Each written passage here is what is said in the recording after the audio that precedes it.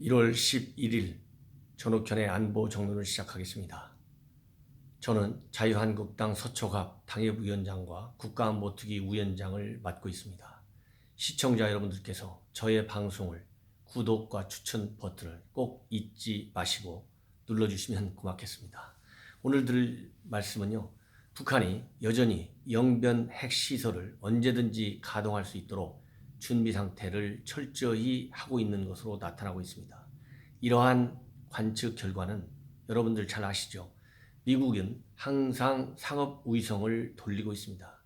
이 상업 우위성을 통해서 북한의 핵시설 그리고 미사일 기지를 수시로 촬영하고 있는데, 존스 홉킨스에 있는 38 로스라고 하는 싱크탱크가 이 위성 사진 결과를 분석한 내용이 언론에 보도가 됐습니다. 보도를 압축해서 말씀드린다면, 영변에 있는 다양한 핵시설들이 있지 않습니까? 이런 핵시설 중에서 지난 12월 19일 촬영한 내용입니다. 여러 중요한 시설 중에서 우라늄 농축 공장이 가동 중에 있는 그러한 징후들을 포착한 것으로 되어 있습니다. 뭘로 되어 있냐면은 우라늄 농축 공장에 원심 분리기가 있지 않습니까? 이 원심 분리기가 가동된 것 같은데, 그 원심 분리기가 가동된 결정적인 증거는 바로 이 원심 분리기가 있는 시설의 지붕에 눈이 쌓여져 있었는데, 나중에 보니까 그 눈이 녹아서 없어졌다. 이렇게 눈이 없어진 걸로 본다면 시설이 가동돼서 그 열이 방출되었기 때문이 아니냐, 이렇게 판단하는 것 같습니다. 그런데 과연 그렇다면 이 원심 분리기에 농축 우라늄을 실질적으로 투입해서 이것이 실질적인 핵 증산 활동으로 연결될 수 있는 상태에 있었는지 없었는지에 대해서는 상업 위성으로는 관찰이 되지 않았기 때문에 거기에 대해서는 판단을 유보했습니다. 그래서 이러한 위성으로 관측되지 않는 그러한 중요한 북한의 핵 활동에 관해서는 우리 한국 정보기관은 물론이고 당연히 미국은 포함되고요, 전 세계 유수의 정보기관들 모두가 이러한 북한의 핵 증진 활동에 관해서 많은 관심을 갖고 추적하고 있습니다. 그러나 최근 대한민국 국정원의 정보활동 수준을 볼 때 과연 국정원이 어느 정도나 깊숙하게 이런 핵 활동을 파악할 수 있는 그러한 공작 기법 그리고 과학정보기술요법을 쓰고 있는지 저는 의심을 가지지가 않을 수가 없습니다. 왜냐하면 최근에 여러분들 잘 아시죠? 북한 외교관 공관장이죠. 이태리에 있는 조성길 대사 대리의 망명건과 관련해 가지고 우리 국정원에서 파악한 바가 거의 없습니다. 제가 보기에는 없다고 하기가 민망스러우니까 국회 정보위도 제대로 열지도 못하고 있고, 그리고 조성길이라는 외교관과 전혀 접촉한 바도 없습니다. 더 중요한 것은 이번에 김정은이의 방중과 관련해서 저는 국정원이 국회에 간사에 대해서 보고한 내용, 요걸로 볼 적에도 저는 의심하지 않을 수 없습니다. 왜냐? 언론을 통해 밝혀진 내용을 보면 국정원은 김정은이의 방중과 관련해서 징후를 판단할 정도였었다. 단동의 특이 동향이 있어서 예의주시하고 있는 상황이었다. 이렇게 되어 있습니다. 물론 청와대가 사전에 충분한 교감을 갖고 정보를 공유하고 있다, 이렇게 얘기했고, 북한과 중국으로부터 이러한 그 내용을 받았다 되어 있는데요, 그 청와대가 입수했다고 하는 시점도 북한과 중국이 공식적으로 발표하기 직전에야 받은 걸로 되어 있습니다. 그렇다고 본다면 청와대가 됐든 국정원이 됐든 충분한 정보를, 김정은의 방중 관련 정보를 입수하지 못할, 그럴 정도로 북한과 수차례 접촉하고 많은 청사진을 제공해주고, 그럼에도 불구하고 김정은으로부터 별다른 정보 협조를 받지 못한 것으로 보입니다. 이러한 국정원의 능력과 의지로 볼 때 과연 김정은이가 최고도의 극비 유지 상태에서 가동하거나 가동을 준비하고 있는 징후를 과연 국정원이 얼마나 공세적인 공작 기법을 통해서 모니터하고 입수할 수 있을지 의심하지 않을 수가 없습니다.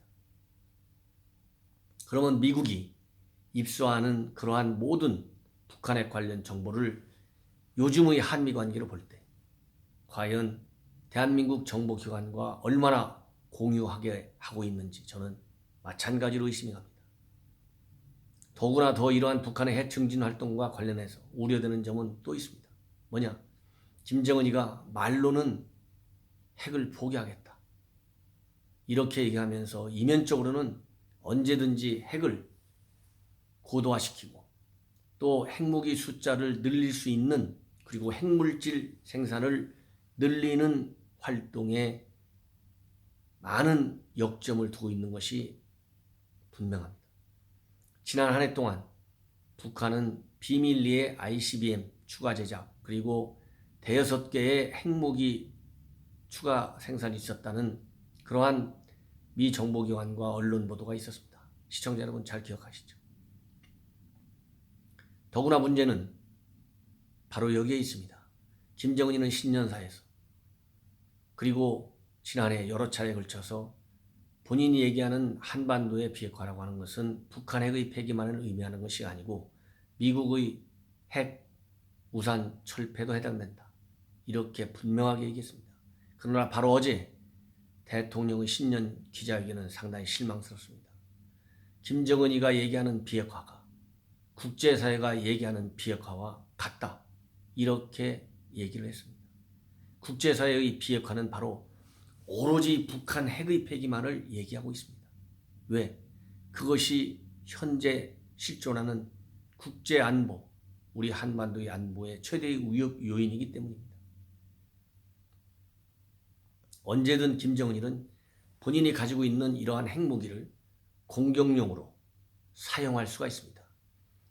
지금 신년사에서 김정은이는 생산하지도 않고 사용하지도 않고 전파하지도 않고 시험하지도 않겠다. 사불 정책을 선언했습니다. 이거는 가짜입니다. 김정은이는 핵을 절대 포기하지 않습니다. 대통령의 생각, 국제사회가 생각하는 비핵화와 김정은이가 생각하는 비핵화가 같다. 이러한 생각은 정보와 그리고 김정은이 체제의 특성, 북한의 핵 전략 이런 거에 대한 깊은 지식을 보강해야만 됩니다. 심각하다고 저는 생각합니다. 다행히 조명균 장관은 북한이 얘기하는 비핵화와 우리가 얘기하는 비핵화는 다르다고 바로 며칠 전 국회에서 밝혔습니다. 그렇다 본다면 왜 대통령과 통일부 장관의 비핵화의 개념에 대한 차이가 이렇게 엄청난지 이해할 수가 없습니다. 앞으로 2차 정상회담도 있고 4차 남북 정상회담도 있습니다. 이러한 정상회담에 앞서서 과연 북한이 얘기하는 비핵화와 대한민국이 얘기하는 비핵화 그리고 국제사회가 얘기하는 비핵화가 어떤 차이가 있는지 정부는 심각하게 고민하고 심각하게 대통령의 인식을 바꿔드려야 합니다. 부디 부탁합니다. 빠르면 빠를수록 좋습니다. 조조익선입니다. 이러한 대통령의 인식과 그리고 김정은이의 핵과 관련된 증진 활동이 시정되지 않는 한 북한 핵 폐기는 유언합니다. 최근에 개원한 미 상원에서는 하원은 당연히 물론이고요. 이러한 북한의 핵 폐기 약속이 이루어지기는 상당히 어렵다라고 하는 비관적 전망을 하고 있고 지난 1차 미국 정상회담에서 사전 준비 없이 트럼프가 회담을 하는 바람에 손해본 것이 너무 많다. 이러한 비판이 계속되고 있습니다. 그래서 다음 2차 정상회담 할 때는 철저하게 준비해야 한다고 하는 목소리도 높아가고 있습니다. 이러한 미 상하원의 요구사항 중에 하나가 바로 제가 말씀드린 대로 과연 트럼프 대통령은 1차 정상회담 때 비핵화가 갖는 의미가 무엇인지 제대로 알고 갔는지 모르겠다. 이러한 평가도 부각되고 있습니다. 트럼프나 우리 대통령이나 똑같이 비핵화의 개념 설정이 제대로 되어 있지 않은 것 같습니다. 따라서 앞으로 진행되는 대화 국면에서 특히 문 대통령은 오늘 회담에서 미국 간 고위급 접촉이 곧 이루어질 것이고 미국 간 정상회담을 통해서 좋은 그러한 해결 국면으로 들어가게 되면 김정은이의 답방을 통한 4차 정상회담이 열리고 이러한 선순환 과정을 거쳐서 비핵화 문제가 잘 될 것 같은 그러한 전망치를 내놨습니다. 그러나 북한 핵 폐기는 그러한 낙관적 희망적 사고, 선의의 기대대로 움직이고 있지 않은 것이 북한 핵과 관련된 북한 정부의 과거 패턴을 보면 분명하게 인식할 수 있습니다. 현 정부는 이러한 북한의 과거 사례 이런 것을 분명하게 짚으면서 내일의 대화 국면에 대비해 주실 것을 당부합니다. 이상으로 오늘 북한 핵 문제와 관련된 활동, 아직도 여전히 김정은이는 핵 증진 활동을 포기하고 있지 않다. 이것이 단순하게 미국 간 회담에서 협상 지렛대로 쓰기 위해서가 아니라 저는 결국은 핵 군축으로 몰고 갈 수 있다는 김정은이의 자신감에서 하나의 핵무기라도 더 만들어내겠다는 정치적인 야심 때문에 그리고 욕심 때문에 이런 활동이 계속된다. 이런 점을 시청자 여러분들께서 명심해 주시면 좋겠습니다.